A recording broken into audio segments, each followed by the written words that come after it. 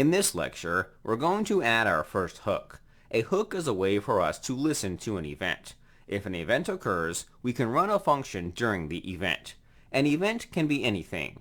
There are over 100 different hooks. There's a hook for the footer, AJAX submissions, when an admin form is submitted, and more. We won't be able to discuss every hook.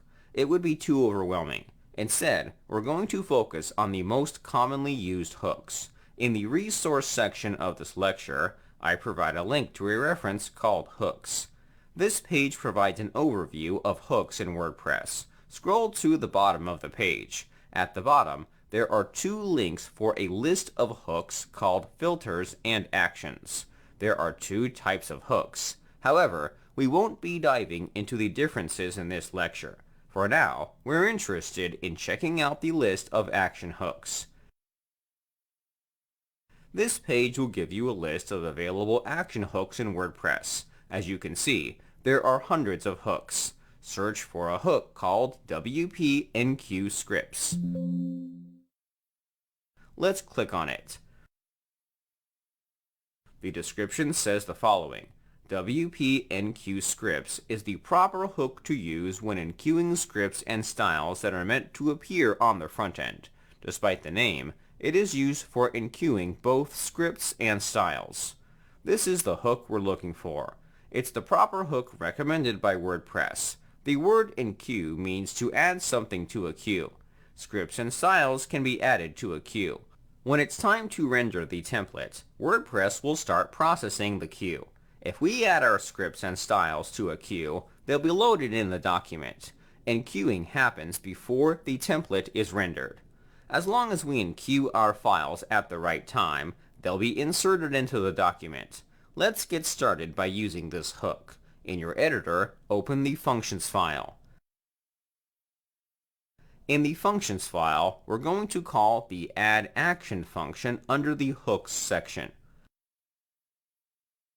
For the rest of this course, we'll be adding our hooks below the hooks comment.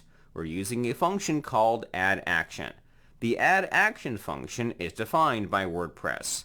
We don't need to do anything to make sure it's available. WordPress defines hundreds of functions that are available from within our theme. This function will tell WordPress to run a function when a specific hook runs. This function has 4 arguments. The first 2 are required. For the first argument, we need to provide the name of the event we should be listening for. Our goal is to load CSS and JavaScript files. As we've learned earlier, the name of the hook that'll allow us to perform this action is called WP Enqueue Scripts. The name of the hook should be passed in as a string. If you're new to PHP, functions can accept multiple values. Multiple values must be separated with a comma. The second argument is the name of the function that'll run during the event. The name of our function will be called uEnqueue. Notice how we're not passing in a function. Instead, we're providing the name. WordPress is more than capable of calling our function during the event. The name of our function can be anything we want. I recommend using a name that's short and descriptive.